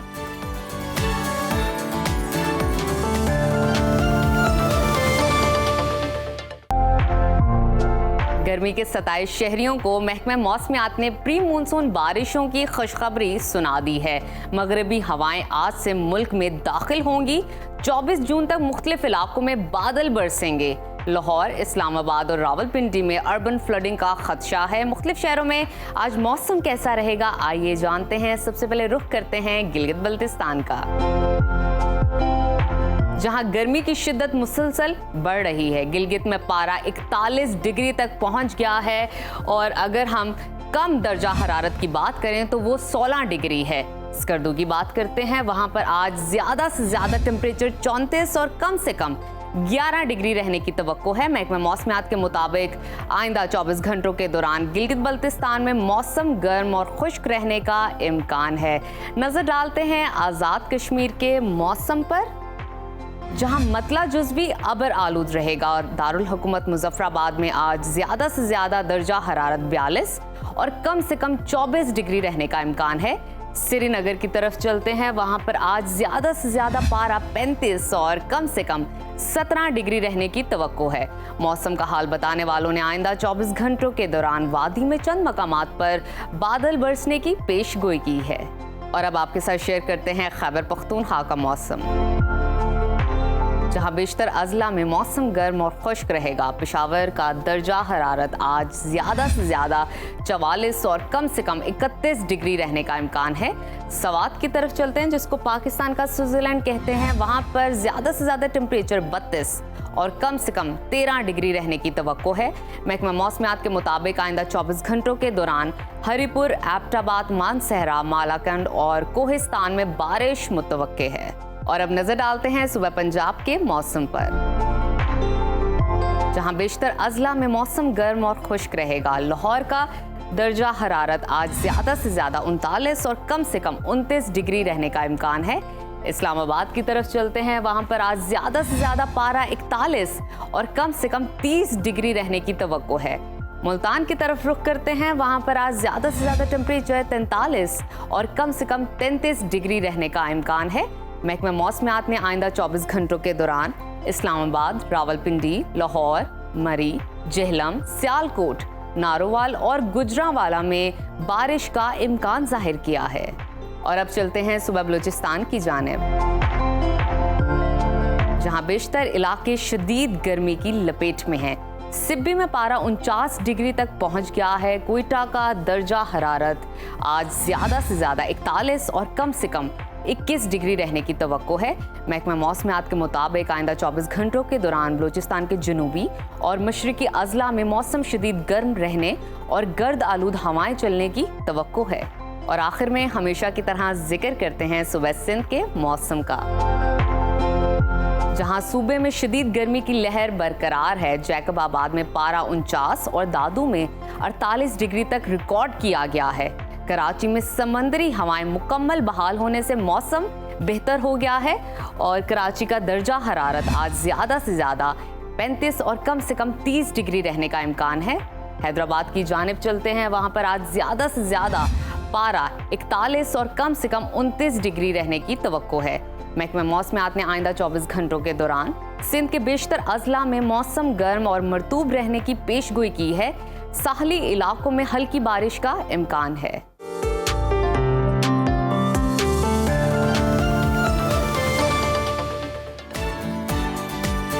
नाज़रीन, मौसम की सूरत हाल आपने जानी और मौसम की सूरत हाल को मद्देनज़र रखते हुए ही हम आपको तजवीज़ करेंगे कि अपने जो मामूलात हैं, आज पूरी रूटीन है उसको आप तरतीब दें। आप तब तक ये काम करें, हम वापस आते हैं ब्रेक के बाद। बिल्कुल। Welcome back to Suno Pakistan. नाजरीन, माँ बनने का सफ़र हर औरत के लिए एक बहुत ही नाजुक, जज्बाती और अहम मरहला होता है। ख़ास तौर पर जब कोई औरत पहली बार माँ बनने जा रही होती है तो जज्बात अलग होते हैं और उनके मराहिल और होते हैं, क्योंकि खुशी का भी इजहार होता है और साथ ही साथ बहुत सारे सवालात होते हैं, अंदेशे होते हैं, जिस्मानी तब्दीलियाँ भी नज़र आ रही होती हैं। हमल के इब्तदाई हफ्ते ही वो बुनियाद रखते हैं जिस पर एक सेहतमंद माँ और बच्चे की नश्र नुमा का इन्हसार होता है। ऐसे में खुराक, तर्ज ज़िंदगी, ज़हनी सुकून और कुछ एहतियातें बेहद ज़रूरी हो जाती हैं। हम अक्सर देखते हैं कि पहली बार माँ बनने वाली ख़वातीन को ये नहीं पता होता कि उन्हें क्या खाना है, क्या नहीं खाना और किस चीज़ से बचना है, किस किस्म की सरगर्मी उनके लिए फ़ायदा मंद है और किन बातों का ख्याल रखना ज़रूरी है। इन तमाम अहम निकात के साथ साथ हमल के इब्तदाई दिनों में इख्तियार की जाने वाली एहतियाती तदाबीर के बारे में तफसील से जानने के लिए आज हमने मदऊ किया है माहिर ग़िज़ाइयत डॉक्टर नौशीन अब्बास साहिबा को। डॉक्टर साहिबा, welcome to Suno Pakistan, good morning. हमल के इब्तदाई हफ्ते पहली बार माँ बनने वाली ख़वातीन के लिए कितने अहम होते हैं और इब्तदाई हफ्तों का ये जो ड्यूरेशन है ये कब तक जारी रहता है? अच्छा, सो बेसिकली अस्सलाम वालेकुम and thank you so much. ये बड़ा इंपॉर्टेंट टॉपिक है। Maternal health is very close to my heart. हमारे यहाँ बड़ा मिसकंसेप्शन है when it comes to pregnancy. सबसे पहले तो आपने ये देखना है, सबसे जो माँ जिसने कंसीव कर लिया वो प्रेग्नेंट है तो आपका BMI कैलकुलेशन होनी चाहिए ताकि हमें शुरू में ही पता चल जाए कि आया आप अंडरवेट है, आपका नॉर्मल वेट है या आप मोटापे की मुख्तलिफ लेवल्स की तरफ गामजन है। सो फिर उसके हिसाब से कैलोरिक इनटेक को, खाने वगैरह को हमने डिवाइड करना होता है। एक चीज तो ये हो गई। सेकेंडली, ये बड़ा मिसकंसेप्शन है द मोमेंट पता चलता है कि the woman is in her first trimester, यानी कि प्रेगनेंसी के 3 ट्राइमेस्टर्स हैं। फर्स्ट ट्राइमेस्टर पहले 3 माह, second trimester 4th, 5th, 6th and फिर थर्ड ट्राइमेस्टर आता है जो लास्ट 3 मंथ्स को इंक्लूड कर लेता है। होता क्या है, जैसे ही पता चला कि जी मदर इज प्रेग्नेंट तो पता चलता है जी ढेर सारा उसे खिलाना शुरू कर दें। ऐसी कोई चीज की जरूरत नहीं है। ठीक है, आपको मेरी आवाज आ रही है? जी, थोड़ा जी, बिल्कुल, बिल्कुल, आप बोलिए। कनेक्टिविटी इशू था तो आवाज आ रही? जी आ रही है। अच्छा, सो अब क्या होता है कि जो फर्स्ट ट्राइमेस्टर है, पहले 3 माह है, उसमें आपने खातून और बच्चे को वही देना है जो बिफोर प्रेगनेंसी वो खा रही थी। बस उसकी हेल्दी ईटिंग हैबिट्स होनी चाहिए। उसमें ये है कि आप जो भी खाएं वो न्यूट्रिएंट रिच हो। आपने इस बात का खास ख्याल रखना है कि जो आप खा रहे हैं वही आपके बच्चे को जाके लग रहा है। तो अगर खुदा ना खास्ता आप जंक फूड की तरफ है, 2000 और एम्प्टी कैलोरीज, उससे क्या होगा कि आपका वजन सिर्फ बढ़ेगा और आपको वो वाली कैलोरीज भी नहीं मिलेंगी और आपको और आपके बच्चे को न्यूट्रिएंट्स भी नहीं मिलेंगे। सही। सेकंड ट्राइमेस्टर में उसको हम 350 से 350। अच्छा डॉक्टर साहब, अगर स्टार्ट के डेज को थोड़ा सा पहले डिस्कस कर लेते हैं। आपने ग़िज़ा की बात की कि वो वाली खाएं जो न्यूट्रिशन से भरी हो, वो कौन कौन सी ग़िज़ाएं हैं, थोड़ा सा निशानदेही कर दीजिए। और बहुत सारी माएँ हमने देखी हैं कि स्टार्ट के डेज में आप कह लें कि स्टार्टिंग के 2 वीक्स 3 वीक्स उनको इतना ज़्यादा एक वॉमिटिंग का अंदेशा नज़र आ रहा होता है और ख़दशा भी होता है और कहीं ना कहीं वो हो भी रही होती है कि उनसे कुछ खाया नहीं जाता, उनका मन खराब रहता है। तो उस सूरत हाल में क्या करें? अच्छा, so the first trimester generally loaded with nausea and vomiting. बहुत से लोग हैं जिनको नहीं होता लेकिन मैक्सिमम को होता है। सो आपने क्या करना है कि आपने पेट को ज्यादा देर खाली नहीं रखना। The small frequent meals is the key. उससे ये होगा कि हजम भी सही होता रहेगा और ब्लड शुगर लेवल्स भी मेंटेन रहेंगे और आपकी रिक्वायरमेंट भी पूरी होती रहेगी। देखो, जब प्रेगनेंसी है, गॉड फॉरबिड अगर आपको कोई डायबिटीज नहीं है या ब्लड प्रेशर नहीं है, देन आपकी विंडो बड़ी ब्रॉडर है। आप रोटी भी खा सकते हैं, चावल भी है उसमें आप ब्रेड भी ले सकते हैं। प्रोटीन्स बहुत जरूरी हैं जिसको हम 2 हिस्सों में अगर डिवाइड कर दें कि हमने अगर मुर्गी, मछली, अंडा, गोश्त लेना है या हमने दालों के जरिए अपनी प्रोटीन इंटेक को पूरा करना है। सो दीज ये जो मैं बातें मेंशन कर रही हूँ, अब ये देखिए कार्बोहाइड्रेट्स हो गए, ये डिफरेंट ग्रुप्स हैं जो कि माँ माँ बनने वाली खातून की ग़िज़ा में शामिल होने चाहिए। और इसी तरह फ्रूट और वेजिटेबल्स भी उनकी डाइट में शामिल होने चाहिए और हर तरह का फ्रूट और हर तरह की सब्जी खानी चाहिए। तो आपने खाने से मुतालिक बताया, जरा ये भी बता दें कि पहली बार माँ बनने वाली खातून के लिए पानी और दीगर मशरूबात के हवाले से क्या एहतियाती तदाबीर हैं, कौन सी ड्रिंक्स लेनी चाहिए और किन को अवॉइड करना चाहिए? फिजी ड्रिंक्स को बिल्कुल ना बोलें, वो आपके लिए बिल्कुल अच्छी नहीं है। Artificial juices are not recommended. I generally recommend, क्योंकि ऐसी शुरू में माओ को कॉन्स्टिपेशन और ये चीजें भी देंगे, तो आपने जो भी लेना है, फल फ्रूट जो लेना है, ताजा जूस भी ना लें। मैं कहती हूँ कि उसको भी उसके फल के साथ आप उसके फाइबर ताकि आपको छिलके मिल के साथ सके। उसको कंज्यूम बिल्कुल। करें। तो जूसेस और artificial juices are not recommended. बिल्कुल ठीक है। अच्छा, मुझे ये भी बताइए कि ये तो हमने डाइट के हवाले से बात कर ली, मशरूबात के हवाले से बात कर ली। उन दिनों में ख़वातीन को डेली रूटीन में कौन कौन से काम करने चाहिए, एक्टिविटीज़ को अगर हम डिस्कस कर लें, और किन किन कामों से परहेज़ करना चाहिए? So basically, initially the mother has to be active to maintain the blood circulation and all. Being a doctor, being a nutritionist, I always tell this is not a disease. ये कोई बेखुदा खासा yes. बीमारी नहीं है। This statement is very important. कोई Yes. ऐसी आपको कोई कंडीशन है जिसमें आपकी गायनेकोलॉजिस्ट आपको कहती है you have to do bed rest, तो आपका ठीक है। अदरवाइज आप अपनी हल्की फुल्की काम शाम से भारी चीजें उठाना, एग्रेसिव मूवमेंट्स, रनिंग, इन चीजों से मना किया जाता है। वॉक करें, फिजिकली एक्टिव रहें। बहुत ज्यादा खाने के बाद अगर आप बैठ जाएंगे तो आपका बहुत चांसेस है कि आप वजन ज्यादा पुट ऑन कर सकती हैं। तो ये करें कि उसको आपने किया, थोड़ा वॉक कर ली, not the brisk walk, regular walk. तो ये चीजें रिकमेंडेड है। अगेन, जितना आप एक्टिव रहेंगे उतनी ही इन द कमिंग डेज, क्योंकि जैसे जैसे बेबी का साइज बड़ा होता है, आपको इन द कमिंग डेज आपके लिए आसानी रहती है। बिल्कुल, आपको एक्टिव लाइफस्टाइल जो अपनाना चाहिए इस दौरान भी। डॉक्टर साहिबा, कहा जाता है कि नींद की कमी या फिर ज़हनी दबाव के असरात बच्चे की सेहत पर भी पड़ रहे होते हैं, बड़े मुरतब हो रहे होते हैं। इस हवाले से आप क्या तजवीज़ करेंगी? आपकी क्या राय है कि पहली बार माँ बनने वाली ख़वातीन के लिए ज़हनी सुकून कितना इंपॉर्टेंट है, किस तरह से मुमकिन बनाया जा सकता है, और जो तमाम घर वाले हैं वो किस तरह से अपना असर डाल सकते हैं? सो देखिए, इमोशनल एंड मेंटल हेल्थ जो है ना, वो बहुत इंपॉर्टेंट है। इधर यू प्रेग्नेंट और नॉट प्रेग्नेंट, मेल और फीमेल, इन सब के बाद। अब बात हम करें प्रेग्नेंट फीमेल्स की, डेफिनेटली जो लड़की है, जो माँ है, जो पहली दफ़ा माँ बनने वाली है, उसके बहुत से क्वेश्चंस होते हैं। सो मेरा ये सपोर्ट सिस्टम होता है कि आप अपने डॉक्टर की access, doctor should be there to answer her back all her concerns. Secondly, family support बहुत ज़रूरी होती है इसमें। The mother is very emotional. अगर उसको किसी चीज को अपसेट करना है तो आपका ख्याल रखें। बेसिकली सबसे ज्यादा जो है ना, न्यूट्रिएंट रिक्वायरमेंट बहुत जरूरी होंगी, जिसमें आपकी आयरन है, कैल्शियम है। ये चीजें वो हैं जो माँ को चिड़चिड़ेपन और जो होते हैं ना, एंटिसिपेटरी एंजाइटी, व्हाट इफ मेरे साथ ये हो जाएगा, व्हाट इफ मेरे साथ वो हो जाएगा, तो इन चीजों से बचाया जा सकता है। There should be somebody, open window, जिससे वो अपनी डिस्कशन कर सके। माँ हो गई, मदर इन लॉ हो गई, हस्बैंड हो गया, फ्रेंड्स हो गए, कोई भी ऐसा जिससे वो बात कर सके, एंड उनकी जितने भी कंसर्न्स हैं उनको केटर करना चाहिए। बल्कि हर वक्त ये नहीं कहना चाहिए तुम वो पहली औरत नहीं हो जो माँ बन रही हो। वो ये बड़ा औरत है, वो सही तो पहली दफा माँ बन रही है, तो उसके लिए तो इम्पोर्टेंट है। बिल्कुल ठीक है। अच्छा डॉक्टर साहब, ये बताइए कि हमने ग़िज़ाइयत तो डिस्कस की, बहुत सारी मिथ्स इससे रिलेटेड बन चुकी हुई हैं। जिस तरह बहुत सारे लोग कहते हैं प्रेगनेंसी के अंदर आपको पपीता नहीं खाना चाहिए, ऐसी भी बहुत सारी चीज़ें हैं।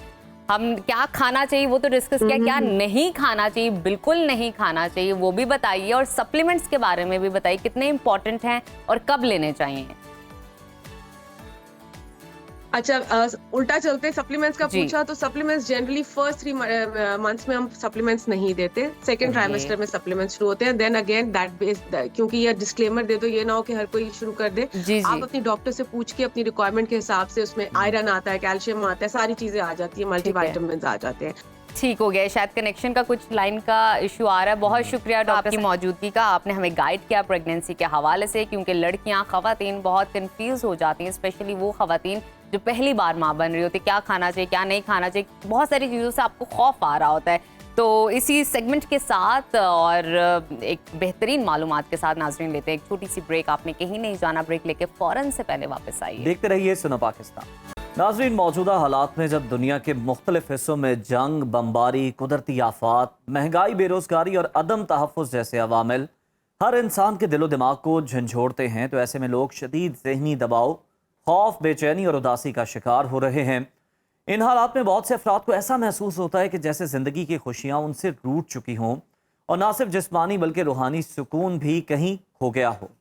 ख़ास तौर पर जब रोज़ाना सोशल मीडिया और न्यूज़ चैनल्स पर आप जंग की खबरें देख रहे हो, इस तरह के मनाज़िर आपको देखने को मिले, तो दिलो दिमाग मजीद बोझल हो जाते हैं। और ऐसे पुरआशोब दौर में हमारे दिल में ये सवाल ज़रूर उठता है, क्या हमारा मज़हब हमें ऐसे वक्त में कोई सहारा, कोई रास्ता, कोई दुआ, कोई वजीफ़ा बताता है? क्या हमारा दीन इन अंधेरों में रोशनी की कोई किरण दिखाता है? इन्हीं तमाम सवालात को डिस्कस करने के लिए और इनके जवाब जानने के लिए इस वक्त हमारे साथ मौजूद हैं मारूफ मजहबी स्कॉलर कारी शफीकुर रहमान साहब। बहुत शुक्रिया कारी साहब आपके वक्त का। कारी साहब, इस वक्त हम जिस दौर से गुजर रहे हैं, जंग के दौर से गुजरे, बमबारी है, लाशें हैं, तन्हाई भी है, कहीं ना कहीं कशमकश भी है, और बहुत सारे ऐसे लोग हैं जो अपने प्यारों को खो गए हैं, गम है, गम का शिकार है, परेशानी का शिकार है, आसूदगी है, अफसुर्दगी है। ऐसे दौर में हमारा दीन इस्लाम हमें क्या तलकीन देता है? किस तरह के वजीफ़े का या किस तरह की इबादत का हुक्म दिया गया है? जी बिस्मिल्लाहिर्रहमानिर्रहीम। कुरान करीम को देखा जाए तो फरमाया मा असाबा मिन मुसीबतिन इल्ला बिइज़्निल्लाह। दुनिया में कोई भी मुसीबत आती है तो सबसे पहला उसूल जो ज़हन में होना चाहिए ये अल्लाह के हुक्म से है। और दूसरी बात यह है वमा असाबकुम मिन मुसीबतिन फबिमा कसबत अयदीकुम। जो भी परेशानी, ये जंग है, मुआशरती परेशानी है, ये आपके हाथों की कमाई है। और तीसरी बात यह है कि कुरान करीम ने फरमाया वला नबलुवन्नकुम बिशैइन मिनल खौफि वल जूइ व नक्सिन मिनल अम्वाल वल अनफुसी वस्समरात। हम इंसान को मुख्तलिफ हालात व वाक़यात से आजमाएंगे। और आपने बाकायदा किताबों में भी पढ़ा होगा, ज़िंदगी के नशेबो फराद में कुछ ऐसे भी लम्हात आ जाते हैं जो इंसान को परेशान कर जाते हैं। अब ऐसे लम्हात और नशेबो अफराद में कुरान करीम ने जो पहला उसूल दिया है, फरमाया इस्ताईनु बिस्सब्रि वस्सलाह। सबसे पहले अल्लाह की तरफ रुजू करो, रुजू इल्लाह है। एक जुमला बोलता हूँ, वो बड़ा जुमला अहम है। एक है उज़ैर भाई तफवीज़, एक है तजवीज़। तफवीज़ का मतलब यह है आप अपने अकायद, नज़रियात और अमाल के साथ अपने आप को अल्लाह के सुपुर्द कर दो। मेरा अल्लाह मेरे साथ जो करेगा, रज़ीतु बिल्लाहि रब्बा व बिल इस्लामी दीना व बि मुहम्मदिन नबिय्या, कि मेरे अल्लाह ने मेरे साथ जो मामला किया मैं खुश हूँ। तो तफवीज़ और दूसरा तजवीज़, या अल्लाह ऐसे नहीं ऐसे कर दे, ऐसे नहीं ऐसे। तजवीज़ मसाइल के बिगाड़ की जड़ है और तफवीज़ मसाइल के हल की बुनियाद है। बड़ी अहम बात है। हाँ, तो सैयदना आप अय्यूब अलैहिस्सलाम और याकूब अलैहिस्सलाम, इनको देखे। सैयदना याकूब अलैहिस्सलाम के ऊपर किस तरह की परेशानी, फरमा व उफ़व्विदु अमरी इलल्लाह, मैं अपने तमाम तर मामलात को अल्लाह के सुपुर्द करता हूँ। और साथ फरमा इन्ना मा अश्कु बस्सी व हुज़नी इलल्लाह, मैं अपने तमाम तर मामलात और परेशानियों की शिकायत सिर्फ अल्लाह को करता हूँ। दाएं बाएं शिकायत करेंगे तो मामलात हाल नहीं होंगे। तो इस्ताईनु बिस्सब्रि वस्सलात, रुजू इल्लाह करो। दूसरे नंबर पर अल्लाह के सामने झुक जाओ। जो अल्लाह के सामने जितना झुकना जानता है, अल्लाह उनके मसाइल को उतना हल करना जानता है। आप अपने मसाइल को सईदों के अंदर झुकना शुरू कर दो, अल्लाह आपके मसाइल को हल कर देगा। बड़ी खूबसूरत बात है कि अपने आप को सरेंडर कर दें पूरी तरह से आप, और अपनी कमाईगी का और अपनी लाइल्मी का आप जो है वो सबूत दें और अपने आप को साबित करें और अल्लाह से मांगें कि बारेलाहा हम तो लाइल्म हैं, हम तो कमजोर हैं, तू ही रास्ता दिखाने वाला है। ये नहीं कि आप तजावीज के साथ जो है अपनी दुआएं मांग रहे हैं और मनाजात कर रहे हैं, इतनी फरिश्ते रख रहे हैं। जी फरिश्ते रख रहे हैं और बाकायदा पूरा गाइड किया जा रहा है। कारी साहब, ये भी बताएं कि मौशी और ज़हनी दबाव के माहौल में एक आम मुसलमान का तर्ज अमल किस तरह का होना चाहिए? इस्लाम हमारी क्या रहनुमाई करता है? देखें, जब मुआशी मामलात होना तो सबसे पहले दुआ का सहारा ले। जिसको मांगने की आदत पड़ जाए और दुआ की आदत पड़ जाए, दुनिया की कोई नेमत अल्लाह ताला दुआ करने वाले से छुपाता नहीं है। आप दुआ करनी शुरू कर दे। और दुआ में सबसे बड़ी परफेक्ट दुआ मैं समझता हूँ कि एक आदमी पूरे पाकिस्तान के कर्जे को अपने जिम्मे ले ले और पूरी दुनिया के कर्जा को जिम्मे ले ले और फिर एक दुआ करता रहे, उसका अपना कर्जा या अपने मादी माशी मसाइल वो सारे के सारे हल हो जाते हैं। वो क्या है?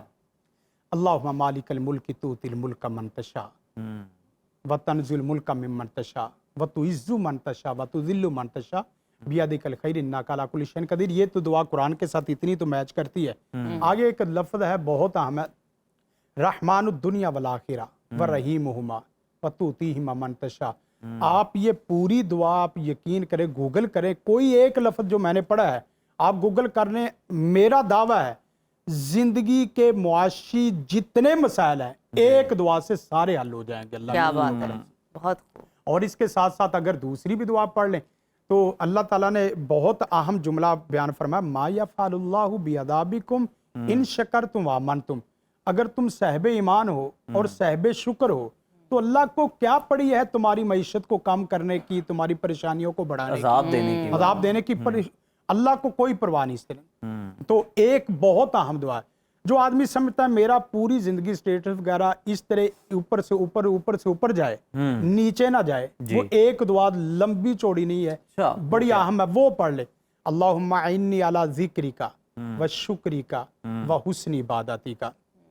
शाकिर आदमी कभी नीचे जाता हुआ मैंने नहीं देखा, और न शुक्र आदमी कभी ऊपर जाता हुआ नहीं देखा।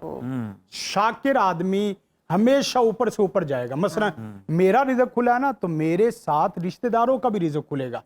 मेरे रिश्तेदारों का मेरे जरिए रिज़्क खुला है, तो मेरे खानदान का, मेरे अहले इलाका का, मेरे दोस्त अहबाब का, चाहे जाए कि आप जहां बैठे वहां का सारा रिज़्क खा के खत्म करके हाथ पे हाथ मार के साफ करके उठ जाए। नहीं, आप शुक्र की आदत डालें, आप जिक्र की आदत डालें, आप दुआ की आदत डालें। और फिर कुछ भी ना हो जी, कुछ भी ना हो, आपको कुछ भी ना मिले तो कनात की आदत डाल लें। आपके पास खुश्क टुकड़े हैं तो मैं एक जुमला बोलता हूं कि झोंपड़ियों में रहने वाला वो शाकिर जाकिर बंदा जो अल्लाह के साथ ताल्लुक में है, वो खुश है, और इसके बिल मुकाबल वो मोहल्लात में रहने वाला नशुक्र आदमी परेशान है। आपने कभी देखा होगा बांटने वाला जो तनख्वाहें देने वाला है, वो 500-500 बंदों को, मुलाजमों को तनख्वाह दे के परेशान है, और उसका छोटा मुलाजम 20,000 पैसे लेके, तनख्वाह लेके, वो पता जुमला क्या कर रहा है, कोई फोन आता है ना उसको, क्या हाल है भाई, मौजे हैं, अल्लाह ने रहमत की हुई, मजे है। 20,000 वाला मौजे मार रहा है, और 20 मुलाजमों को तनख्वाह देने वाला सर पकड़ के टेंशन का शिकार। कारी साहब, अरूज को जवाल है और जवाल को अरूज है, लेकिन ये जो शुक्र का कलमा है जो अभी आपने बताया, इस पर रोशनी डाला, बड़ी अहम बात है। मैं आपसे मजीद जानना चाहूँगी, रूहानी सुकून के लिए जिक्र, तिलावत कुरान मजीद, नमाज की अहमियत क्या है? क्योंकि सुकून है अगर आपके दिल में, तो आपके पास कुछ भी है, आप मुतमिन हो गया, आपके अंदर एक कंटेंटमेंट रहेगी। इस पर जरा रोशनी डालिए। देखिए, पता है क्या, एक जुमला बोलता हूँ, खुश नहीं हो तो कुछ नहीं हो, हाँ, चाहे सब कुछ हो। सही। खुश नहीं हो तो और दो लफ्ज बड़े अहम है, ईमान, ईकान, इत्मीनान। इत्मीनान, ईमान, ईकान। ईमान ईमान से है, ईकान यकीन से है, और इत्मीनान सुकून और राहत से है। बिल्कुल। इसका एक तरीका है कि सबसे पहले अला बिज़िक्रिल्लाहि तत्मइन्नुल कुलूब, कि अल्लाह के जिक्र से जो आदमी जुड़ जाता है, आप यकीन करें उसकी जिंदगी खुश खुरम हो जाती है। बेशक। और इसके साथ दूसरा तरीका, जो खुशी के साथ जिंदगी बसर करना, सिर्फ एक काम कर लियो ज़ाहिर भाई जी, हर घर जो टेंशन और परेशानियों से लदा और भरा हुआ है, उसका घर हौल बन चुका है परेशानियों का, वो एक कुरान की आयत का तर्जुमा और एक हदीस का तर्जुमा अपने बच्चों में बैठ के पढ़ना शुरू कर दे। आप यकीन करें, रसूल कायनात सल्लल्लाहु अलैहि वसल्लम के फरमान के तहत देखें, नज़र अल्लाहु इमरान सामिया मकालाती, अल्लाह उस चेहरे को हमेशा तरोताज़ा रखे, अल्लाह उस चेहरे को हमेशा खुश व खुरम रखे, अल्लाह उस चेहरे को कभी गर्म हवा और लो ना लगने दे, जो मैं मोहम्मद का फरमान पढ़ता और पढ़ाता और सुनता और सुनाता है। टेंशनों का आना बड़ी बात नहीं है, टेंशनों का घर कर जाना बहुत खतरनाक बात है। गुर्बत, गरीब पैदा होना बड़ी बात नहीं है, जाहिल पैदा होना कोई बड़ी बात नहीं है, छोटे घराने में पैदा होना कोई बड़ी बात नहीं है, गरीब मरना, जाहिल मरना और गरीब छोटा मरना, ये बड़ी खतरनाक बात है। गरीब, आप अंदाजा करें, सुबह का सूरज सबके लिए बराबर तुलू हो रहा है जी, लेकिन गुरूब सबके लिए अपॉर्चुनिटीज एक जैसी हैं सबके लिए। एक दुआ बहुत अहम है, जो आदमी ये पढ़ ले, मैं अल्लाह से डर के कहता हूँ, दिमाग, दिल, पूरा जिस्म टेंशनों से लदा हुआ हो, ला हौला वला कुव्वता इल्ला बिल्लाह तो है ही है जी। ला इलाहा इल्लल्लाहुल अज़ीमुल हलीम, मुख्तलिफ अल्फाज़, कभी अजीम पहले कभी हलीम पहले। ला इलाहा इल्लल्लाहुल हलीमुल अज़ीम, ला इलाहा इल्लल्लाहु रब्बुल अर्शिल अज़ीम, ला इलाहा इल्लल्लाहु रब्बुस समावाति व रब्बुल अर्दि व रब्बुल अर्शिल करीम। ये दुआ जो बंदा पढ़ लेता है, आप यकीन करें उसके दुनिया जहान के सारे गम, यकीनन और कैसे बड़ी खूबसूरत दुआ है, किस तरह से उसकी अजमत, उसकी बड़ाई बयान करके आप उससे मांग रहे हैं, फिर उसको रहमान और रहीम होने का वास्ता दे रहे हैं, तो वो क्यों नहीं सुनेगा। बहुत शुक्रिया कारी साहब आपकी आमद का। और नाजरीन, ये था हमारा प्रोग्राम और आपसे इजाज़त चाहेंगे, लेकिन अगर आप ये दुआएं याद करना चाहते हैं, आपसे को मिस हो गई है, तो हमारे डिजिटल प्लेटफॉर्म्स मौजूद है, आप वहां पर जाके ऐसी दुआएं सीख भी सकते हैं, अपने प्यारों के साथ शेयर भी कर सकते हैं और बिल्कुल इन्हें अपना और पढ़ के अपने आप घर ज़हनी वालों और का रूहानी बहुत सुकून सारा हासिल ख्याल कर सकते रखिए हैं। और अल्लाह हाफिज। अल्लाह ने के बाद।